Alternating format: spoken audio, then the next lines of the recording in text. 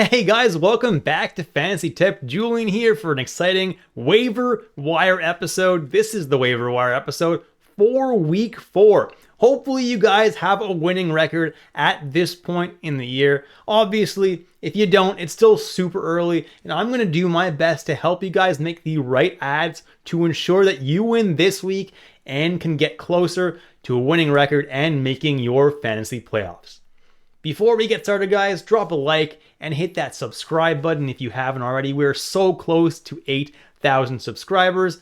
And honestly, if we can, let's try to hit 9,000 this year. That would be absolutely amazing. So if you haven't already hit it, hit that button, and that would mean the world to me. And if you do want to take that support to the next level, you can follow the channel on Patreon or here on YouTube by clicking the join button.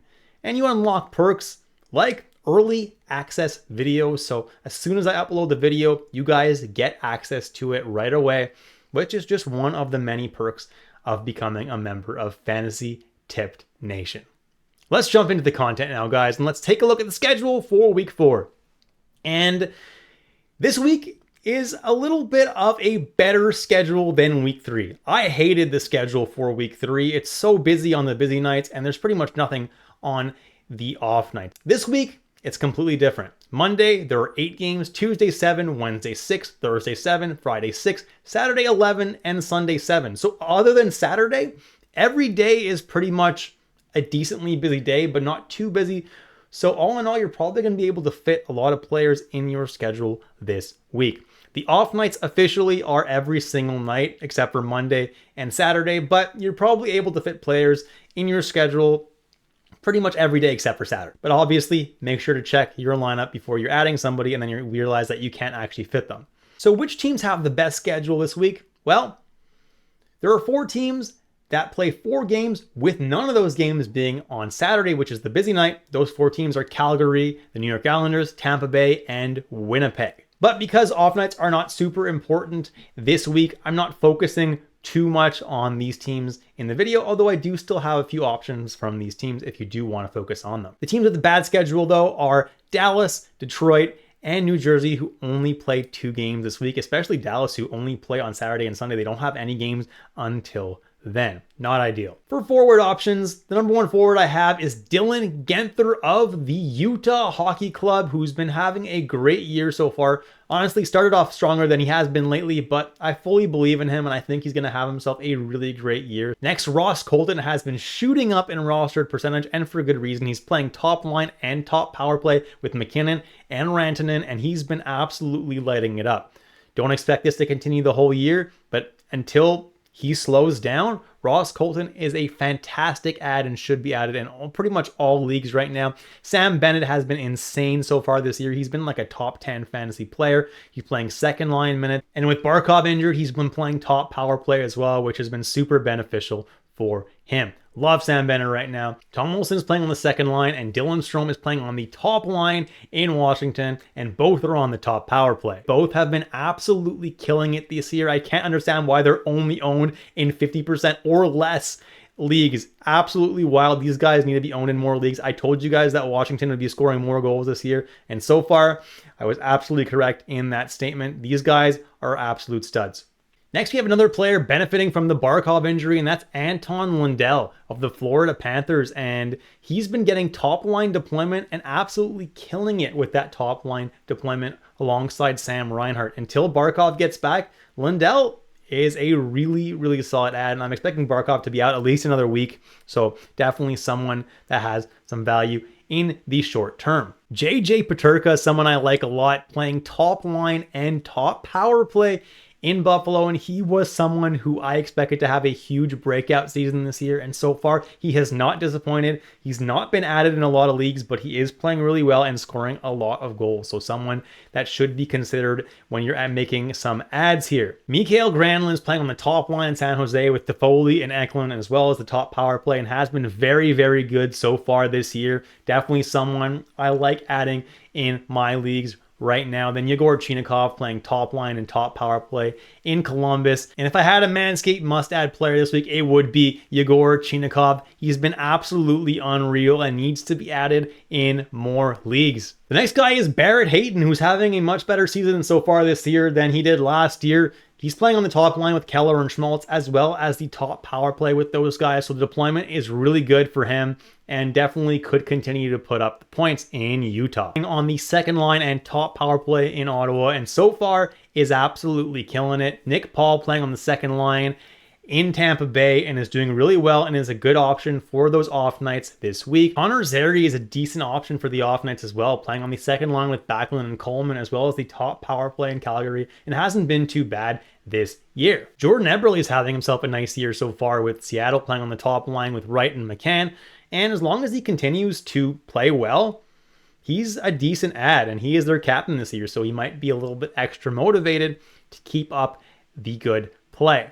Then Anthony Cirelli is playing on the second line with Brandon Hagel, and last game I watched of him, he just came off a 4-assist night. Now, that's not going to be something that's going to be happening a lot, but for the off nights this week, he's definitely a pretty decent streamer. Now, Nick Foligno is someone I'm liking a lot this year, playing on the top line with Connor Bedard and also the top power play with Bedard. And Foligno's been putting up some really solid peripherals to keep his floor safe and has been putting up the points as well. He's a really good option this year. Nino Niederreiter is a good option for the off nights this week. He's been pretty good so far this year, playing only on the third line, but getting some pretty decent peripherals and putting up the occasional point. So definitely not a bad add in deeper leagues if you do want to ride those off nights. He for sure would.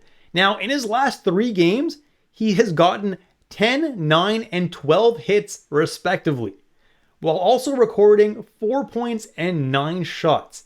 Yeah, sign me up for that.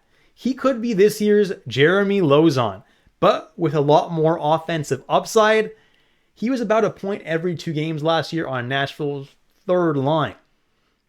He's playing currently on Vancouver's third line with Heinen and Bluger. His minutes aren't too bad. He definitely could be someone who could be really solid steal right now if he does manage to maintain a high volume of hits every single night. Then I have Maxim Tsiplikov of the New York Islanders, and he's playing on the top line and top power play in New York. And as long as he keeps that deployment, he's definitely a solid option for the off nights. And then Ryan Strome of the Anaheim Ducks has been going kind of under the radar, but he's playing pretty well alongside Vetrano and Terry. That is the top line, in my opinion, in Anaheim.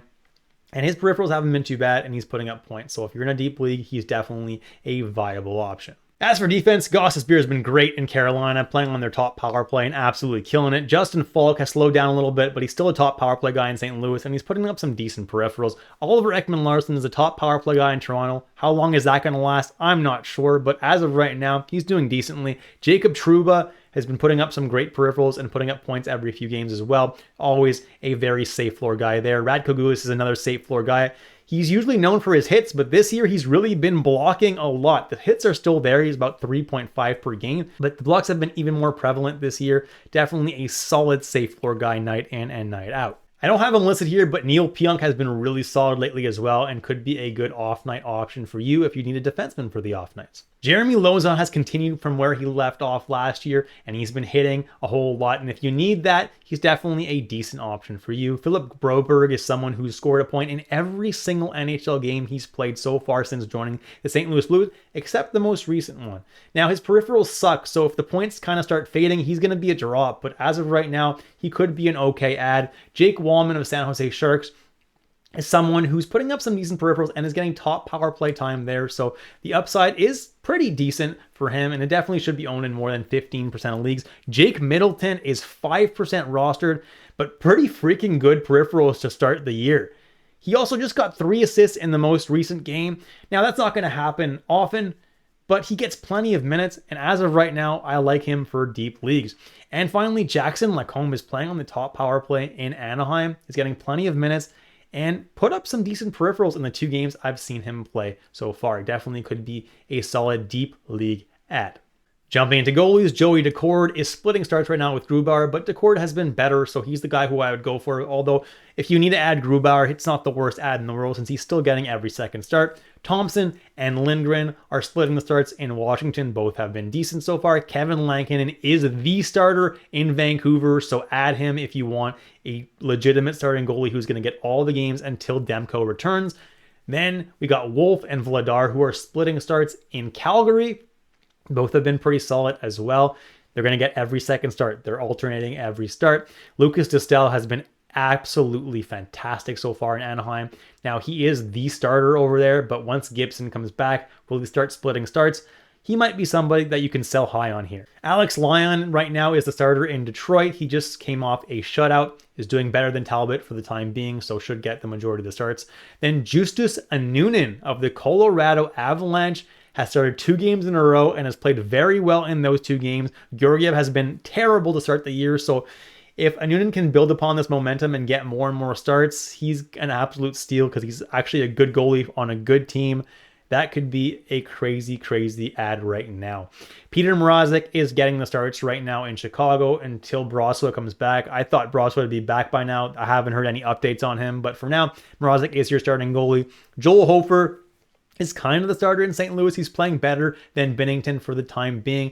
I think it's going to be split for now, and then whoever ends up playing better is going to get more starts, but Hofer is on a terrible ad here. And then Daniil Tarasov, who's someone I hyped up a little bit in the offseason, has been playing really good to start the year. He started most of the games for Columbus. It did help that Merzlikins did get injured for a couple games, but Tarasov has been the better goalie. And even if they do split going forward, I see Tarasov continuing to play better and eventually getting more starts than Merzlikins. And at only 4% roster, he's definitely a solid ad. And that's it for this video, guys. If you enjoyed the content today, drop a like and hit that subscribe button if you haven't already. Thanks so much for all of your support, guys, and I'll catch you in the next episode of Fantasy Tipped.